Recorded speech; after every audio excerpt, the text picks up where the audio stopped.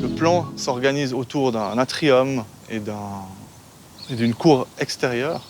Et il y a un système de vue entre les différents espaces qui permet de l'atrium de regarder dans la logistique, par exemple, qui permet des salles de conférence d'avoir une certaine vision dans tout le bâtiment, qui fait qu'il y a une certaine on va dire, relation entre les utilisateurs et qui distingue ce bâtiment d'un bâtiment classique de bureau ou de logistique.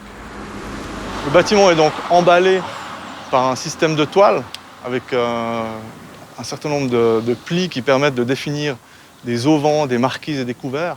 Et en fait, c'est une garantie de pouvoir faire évoluer la façade avec le temps. D'ailleurs, on a déjà réalisé un nouvel auvent sans qu'on voit forcément une différence avec l'aspect initial. La bâche de camion, donc c'est un peu le matériau de base avec lequel on fait des tentes, on organise des transports. Et ça nous paraissait intéressant de signifier dans ce bâtiment l'architecture par un matériau qui est donc cette toile blanche. On devait poser ce bâtiment sur une couche de sous-sol très stable qui se situe à 40 mètres sous la terre. Et ceci a été réalisé avec des pieux.